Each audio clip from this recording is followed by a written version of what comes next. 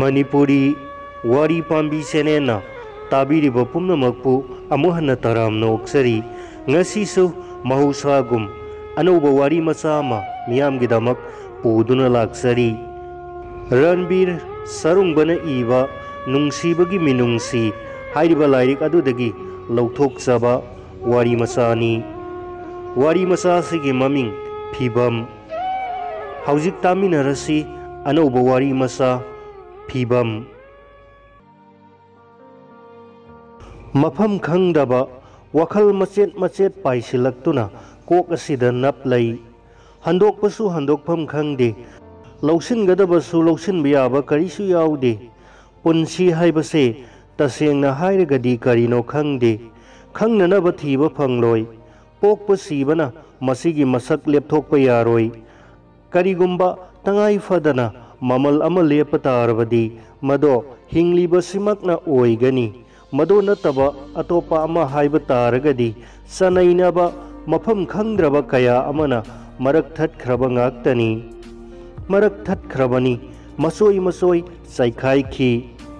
Karigino Mapam Kangdana Hek Ubaga Pungning Dawa Haiba Nupi Ama Haibataragadi Pazanung Sini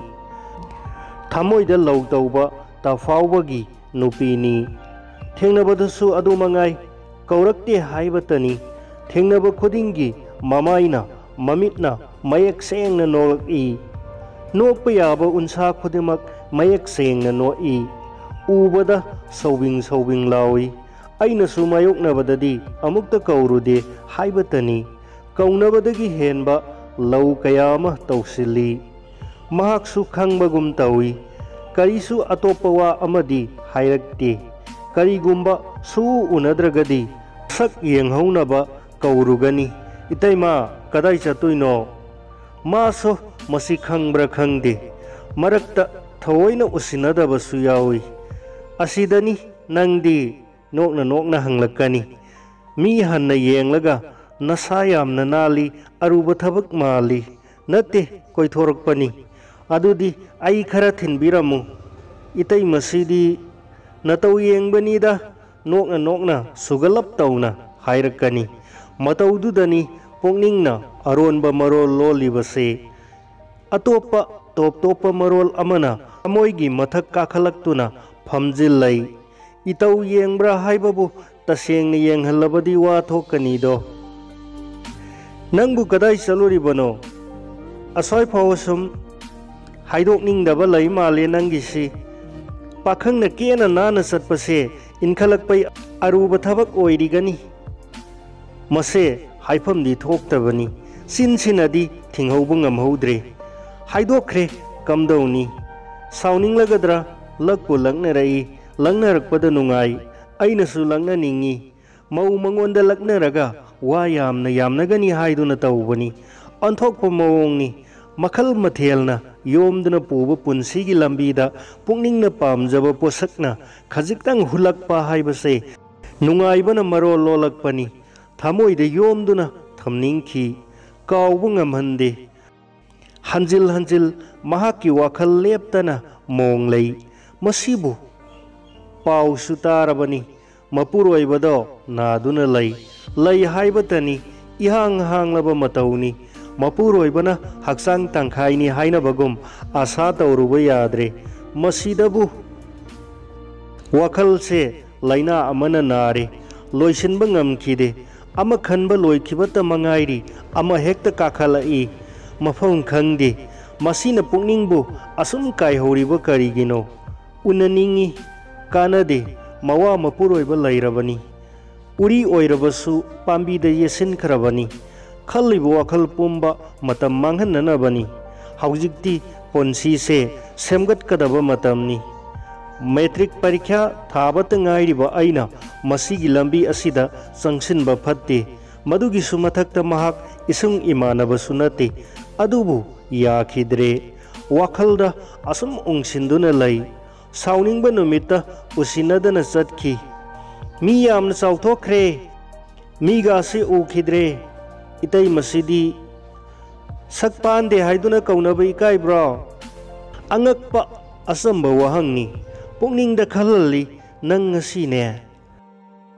masakne mataune फिबमने हाइदुना तौरिबदुगा Meena हई चाब उरगा तीन चुम्बगुम हेक चुमलदना ngasi सोइरोय वाखल नदी पामजबा अमता Lemna थाखिदे अदुम ओइनामक थबक्का पुकनिंगा चुंगसिनबदी खक ngamखिदे वाखलगा थौदोक्का नकपाक नपाक लेपनबगुमनी इसे लुहोंगबगी बार्टोन तौब चटली चेनखिबा कुइरबनी लुहोंगबगी मतम यैथोक्तुना lucky नुपा मयुमना कन्ना तक्सलकपना अमुक हन्ना यैथोक्प याखिदे मतम लेपनदुना थुना होंगबदा मताखी बार्टोन लोइरकदबा खजिकता ngaire नुमित्सु फना यामना हाइगलकले थौदाम इना खुनबा थीरुबदा इतै मथोरई नंग कैदौबा लाकपनो बार्टोन पिरमगे तौबनी सिदा संगलाउ अनानब का अमदा कौसिलाई मनाक्ता संगसिलुबदा कन्ना कोनसिलाई कोइना मी येंगलुबदा कनासु लैरमदे महाकी सिनबाना आइगी सिनबानदा थमलाई थादोखिदे साउनिंगदुना महांगना तौरिबा अदुगुम आइनसु कोनसिनखी मदुतदा महाक थादोरई आइसु आइगी नुंगाइबा लौदुना थादोखी अंगक्पा सक्ताकनबगी फिबमनी ओंथोकपा वहौ अमनी अहानबा सखंगनबगी काउंगमद्रबा थौदोकनी महाकी हक्चांगदो इसाना सागतचखिबा फजबा मतौदगी हेना फजरमी थबक करमदाइगी केबा होरकपगी सकफमनी तकोम तकोमबा मफी लोइना नानथरखी हक्चांगी अरोन अथोपोंबा पुमहांग हांगदोई ताइबंगदा नुपा नुपी पुंबगी सक्ताक इसई सकमिनई इतैमा खुंजेल अमत थोगनगनु कौरकनु लोना मकोल अमत थोगनदना हाइरई कै हाइबा ताहौददुना हंखी तुमिलयु मीतागनी पुमचिक चिकहनखी मकोल थोगनदना अपांब तौहल्ली चिकना पोथारबा मतुंगदा नंगना हाइनिंगबा पुंबा लमजाउदा कोना हाइनसी थोखरो तुमिन हाइरगा लोन थादोरई थोरकलगा फना थापलबा मफमदा तुंगहंदुना येंखी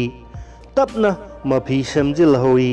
ngaihak leiraga gari kangkhong ani panba ama thorega thorai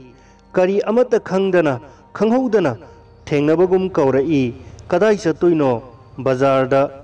ai thinbiramge magi gari maningda tonghanki bazar da salibani haiduna salibado karamba lambi da salibano khangkhide lamsu mafam khangkhide puningba purasanu gari tapna tapna thawi amukta udriba mafamni मी लैतब लंबीदा नाक येत येंगदुना तुंगलोमदगी माबु कोली महाक्सु मी कुफेट काफेटी येंगी करीसुदी हाइरखीदे चटप मखै चटलगा मफम अमद गारी खामखी मदो रेस्टुरारा खंगदे इसिक सिकप का अमद फमखी चाननबा अमदी चा पुरकनबा हाइखी आइबु तौंगंबी ओइना उरमलनी वा हौदोरई आई करी हाइगदबनो खंखिदे खंगी नपुकनिंगददी खलमगनी थमोइगी ओइबा वादी Marik अमतसु नसादा forum लोय थमोइगी वारी हौजिक सारबसु नंगना थाजगदब लैते मरमदी आई युम पालबी लुहोंगलबी मौ अमनी इसादा फावरिबा थमोइगी वा पुंबा मांगद पांगथोखिबा अचंबा थौरम अदुना पुमनमक नमसिंदुना थमख्रबनी नौना अमुक पुथोकपा यादे अदुबु थमोय हाइबसे मियामद सिनख्रबा हक्चांगी सरुक अमा ओइना थंबा यागद्रा मसितगी ओइबा अतोपा इहुल अमा थोरकपा यागद्रा महाकना मरी मरी हाइरई अदुबु कैदौरगे इतैमा कनागी इतैमा वहंगसे ngasiदी कन्ना हंगनिंगी मदुबु करी ngसाइदगी ngangnaribasi nang khangde asini हौजिक हाइनिंगलिबदी थमोइगी वानी नुंसीबगी वानी आइना नंगबु नुंसीबगी थमोय असिदा आइना नुंसीबबु योक्तुना थंबा ngamde नुंसीबना नुंसीरिबा महाक अदु तमक थिरई मसिदा आई करी उपाय अमा थीदुना लैगनी आइसु इतैमबु इतैमसिदी आइना सुनंगबु नुंसी अदुदी नंग करंब कांदा अमुक उनगनी होरेल नुमिदांग अखोइरोमद कोइथोरउ सोइदनबा हाइरई करीनो खंगदे मदुद थवाई याउसिनखी उनखी थमोइबु कोइथा थादोखी नुंसीबा हाइबसे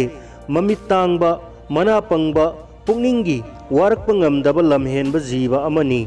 pungau ngauki loisinpham ama leitaba makhai pamjaba mathang mathang lepa leitana lakhi marak marakta aikhoi ni gi marakta lai phataba changlai phajanungsi gi matawasibu thasaba yari bara mahak mayum palabi mawa mapuroiba lairabi nupini wakhalase ketharai urubadagi khalakpa wakhalni haigadra irenga amasung pakhang lesabi oina mimangda langbadi mahakka langminabana hena nungai marup mapang singdagi mateng phangbasina mawong ama tawi phajanungsigi wari sidi mapan thokna marup mapang singda sadokpa yaba wasu oikhide masidi thamoigi wa ngaksu natabada haksangi wari su yauribani phajana khanbasu ngamde fana hai sabani aikhoini wari sanaba loiduna sangkhraga nupa aduga amuk wari sanarugadoribani madugi sumathakta mahak lakle haiduna yengba phauba mi uramgadra haina pukningda ningkok tawi aronba ama yaukta yawi ketharai di imanaba marakta langlaga hena nungairibani aikhoini gi warina manam sana zalibai matik thamoi pumba pumthan thanbagum ningi masi oiduna su langluraga hantharakpada phajanungsi hek ningsinglakpasini luribadi lona amuk pomkhalai tumin khanghanda yengi pungningda maka hena phandorai khangde thamoi ase ani thokna khaidoklagadra mina khangkhraga kari hainagani laikai kumai oigadra masi khaluragadi yamna ki pau tanarai nang laklanu changkhibada sauna hairei nangna sugatlaga lairamliba karigino ingakpunga ngakani nangdi kethareina hairko oirabadi ngakpadi lairadana nungaigadabani nangse yamna ngai ketharei haibabu kanano ho natu oige lumlibado khangloi dau ningbro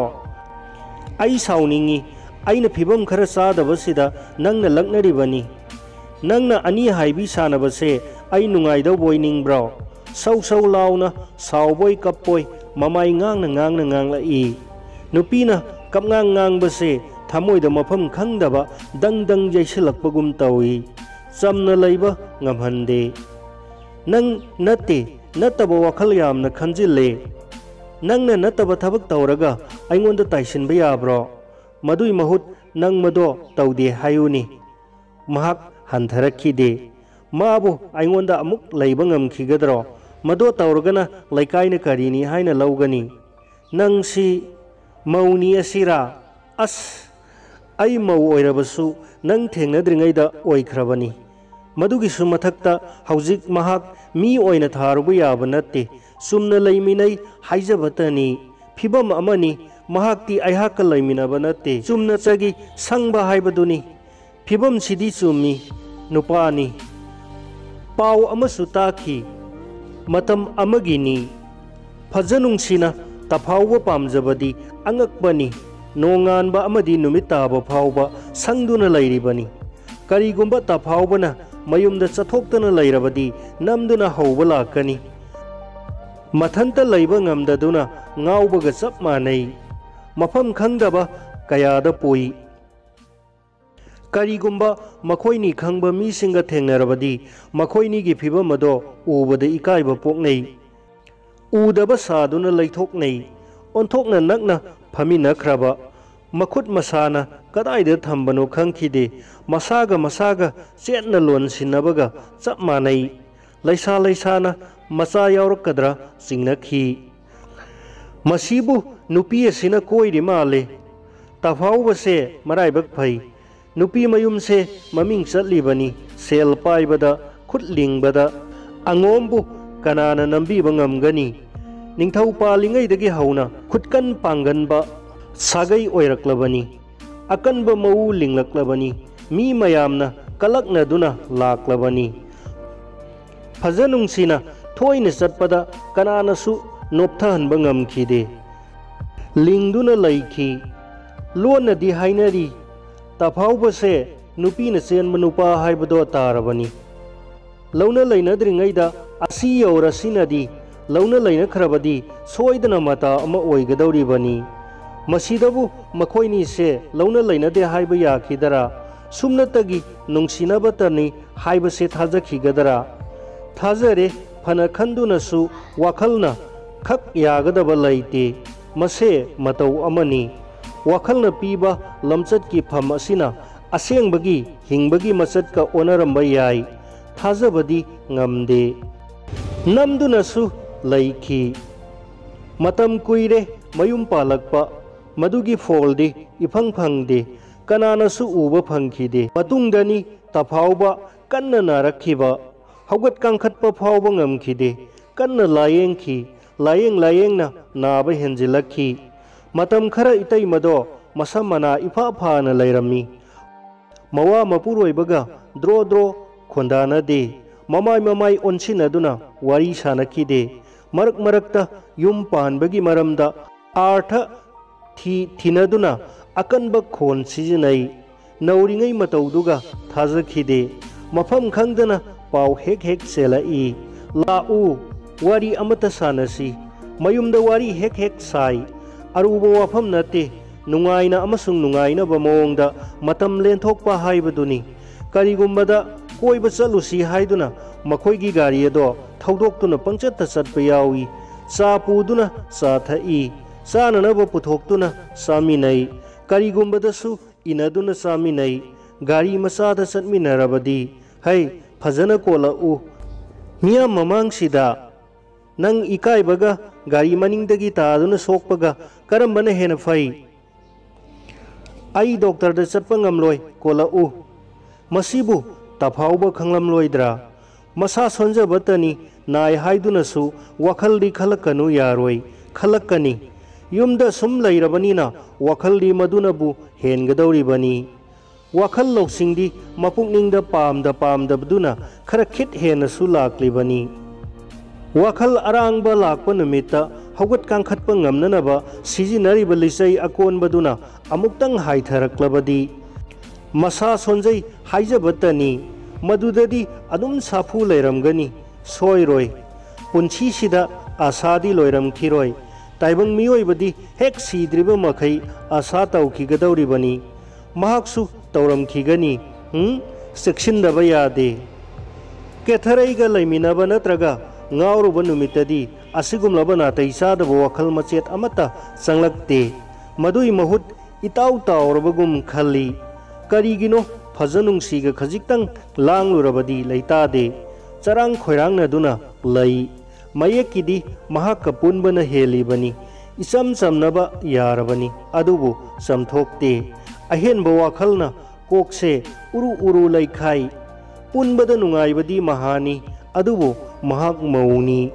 hakchangi kayat sizinabagi mawong matau fajana khangi kethareidi thamoi amasung punsidata tan thajabani anisigi marakta khenaba ama sauna lai miyoibada mausa lairembina jiba ama oina hakchangi kayatpu posak ama oina sizinanabagi ikhau langba hapirai amadi masina sada nauda sandoknabagi lambi oihalli पुंसीना मीगा मिकाना हल्ली अपाम नुंसीगी मरुसु मसीनी मसीनरा फजनुंसीना हेन मिताबगुम थोकलीबसी महाक्का नंगनरगत नुंगाई नंगनना अयाम्ब मतमदा Lanning हल्ली फमिनै मपुरोइबसु कौरई थचाव अमुक्ता लाखो करी हाइगबा मसीबु मनाक्ता संसिंदुना हाइखी S कैदौजरमु हाइबगे निंकोक Tawi नंगबु नुंगाइरिदना नुंगाइरि तादसु हक्सांग खरा फरब्रा फरे खरदी फरे Aruba वा अमदी यामना मबुकनिंग चंगना हाइरई करी पुकनिंग द चिंगनखी हंगदबदी यादबनिना हंगखी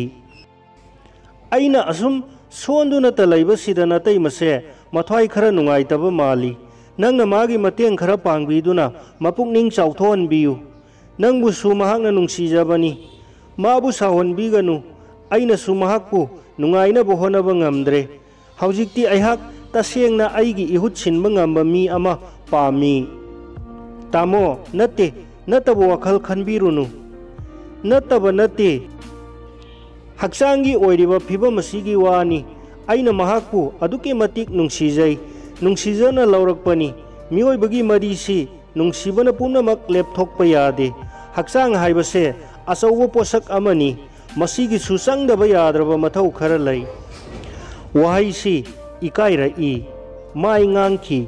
महाक यामना सिंखी वा थैदोरई समना हाइरबदा चा इसिंग थादोकपा यादे हाइनरुबा तौदना हक्सांगना कौजरकलगदबनी हक्सांगदा कौरकपा पोषक हक्सांगना पीबा ngamद्रबदि मदो ओटपा नत्रगा चैना पीबा मखल अमनी ताइबंगी जीवसिंगदा महौसाना पिनरकलबा खुदोल खक मांगहलोइदबनी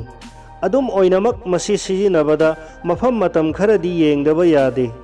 महाकना ngangliba wahaising ase तुमिन तादुना लैखी करी हाइगदबनो खंखिदे तुमिन लैरिबा मतौदो थुगाइदुना नंगसु नतै मसी नुंसीब्राव खंहंग हंजिलखी अइबो अफिंग अफाइ ओइना हाइदोखी नंगबु नुंसीबा खंगदबा मीरो नुंसीबदी थमोइगी ओइबा मरलनी फाजिनदुना थमगदबा नते महाकी वाफमदो कोक लैखतली ताबा ngamखिदे महाक्ति मखा तारई नुंसीना नत्रगसु मरी अमदी लैनैदना मदो महाकना वा मखा तारके तौरकपदा इतैमना थोरक्तुना कौरई कौसिंदुना हाइरई मथकी कादा लैरमु हाइरगा तफाउबगी मनाक्ता चंगसिंदुना से चाथाउ हिदाकसिसु चासिल्लु ngasiदी kadi chaningi hangladuna tapna tapna amamamta inbi mataudo dalan thak thak kakhat na yengi yamna nungsina seba taubi nangna naduna laibase nungaite thuna phanana batausi makhut masa mathang mathang phi monba amana taithoi seba taubadi yamna hai tadagi masado muntharai हिदाकसे मतम चाना चाथोकपियु ममित उइथदुना यानिंगना हाइरई थुना फननबा होनसी हक्सांग नम्बोय खोटपोय तौदुना निंगथीना नुंगाइनबा होनै ngaihakta पोथागेरा ngaihaktang पोथागे उइरी वाउरी तौरई इतै मना नुंगाइननबा मवोंग फिबम चाना semi फजना हिभल्ली यारबरा यारनी से फी असिगसु हाबलमखिगे मसाना पोथाखिबदा करिगुंबा लेंगलक्लबसु नुंगाइननबा तुम्बा काइदननबा चेक्सिन semi मदो पुंबा लोइरगा मथक्ता काखलई चंगलक्पगा हंगलई महाका करी वारी सानरिबनो अखोइनीगी मरी से करी मरीनो हंगलक्लिबनी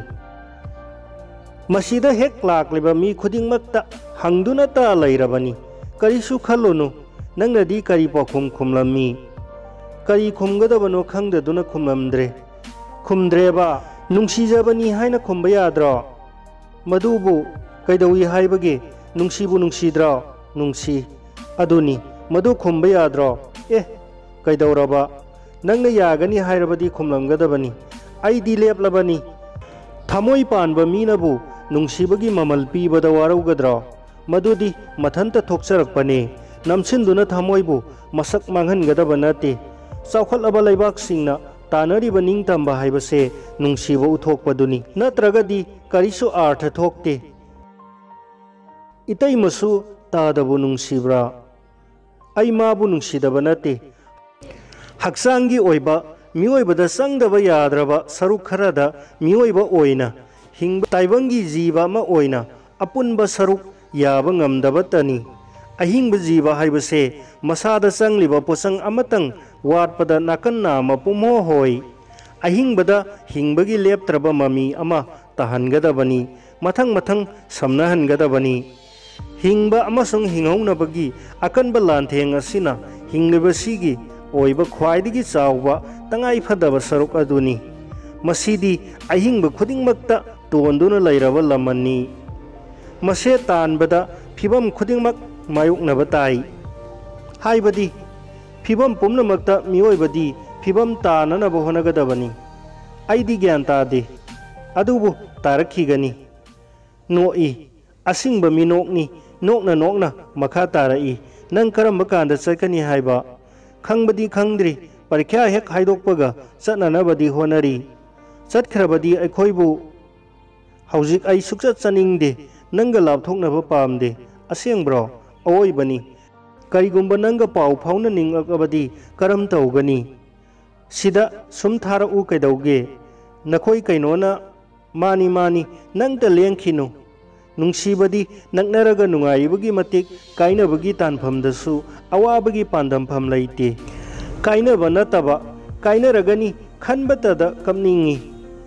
नंग नुंसीरुबसे लाइबक ओंथोकना थीख्रे अदुबो मसे मतम खरतगीनी माक यामना कपखी चलमदाइदा थादोउ याखिदे मदुई महुत हाइरई लमद चलबनी मी उद्रबनी हाइदुना ngausinanu कनागुंबी अमना अति अकाय याउदना ngaihori haibase kaidongnungdasu kauthokanu paume nakhi ketharaidi karisu haibo hairakte afaba mi oiraga thoraknanaba bor piraga thadorai anisi yamna khenakhi ahallamanna thuna chatnanaba silakhi chatkhi chingpa turel kaya lanki kumbi kalen ningtham mathang mathang hauki ona ona on onduna lakhi मतम ओनखिबबु कनाना खंगौबगे खंगना ओनख्रगा खंगदना अदुम लोइसिनखि कयात खाइदुना तमलिबा महै लोइसिलाई अरोइबा परीक्षा पीखि पाउ अमत ताखिद्रे phone तौबदा अमुक्ता फंखिद्रे सीख्रजाला मदु ओइरबसु खंगफमदि थोई पाउ तागनी कमदौख्रबनो खंगदे केथरैदि हानगुम वारी Sai yum थोकदबबु कुइद्रे मदुद थेंगरगदी खंगनी करिगुंबद phone फंगलगसु वारी सानदना खंगथम थमखी करिनो अहोंगबा अमदी लैरे मबुंगनिंग होंगख्रबरा सिंगनै हेन हेन खंगनिंगलाई महौसाई मतौदा लैरिब केथरैदी इखन खलुद्रे फजनुंगसीदी हेन हेन वखलद लाखी युमद थुना थोंगनिंगलखी सही अनि अहुम पाउ ताखिदबदुना पुंगनिंगदा यामना नुंगाइहनखिदे चलमदाइदा तहौबा मतौ अमता ओइखिबा सरुकसिंग अहिंग अयाम्बा असुम उदुना तलै काउथोकपा ngamde मदुना सुमरम ओइरगा अहल लमनगी मायोक्ता सुती थोरखी हंदक युमदा थोरके हाइबदसु अहल लमनदी कन्ना महौसागुम यादबदी तौखिदे युम हेक यौबगा पाबुंगी गारियदो थौदोक्तुना फजनुंसी उनबा चटखी मखोइगी युम यौरमदाइदा महाक्सु थोरई मतौदो यामना के महाकना अंगांग अमदी पामी तफाउबना गारी थौरदुना हराव हराव थोरई आई मंगोंदा येंगलुई महाक अइबु येंगलमलगा ममाई थुना लैथोखी मतौ अमनी साउनिंगी साउरगा कैदौनी मदुई महुत महाकना पामलिबा अंगांग अदुबु कना मानबगे हाइना येंगलमगदबनी आइगी वाखल लाले महाकी वाखल होंख्रे ताफाउबदो हौजिक्ति नारुबदगी फरक्तुना मसा इकन कन उरे इतैमगी निंगबा थुंगलमलगनी।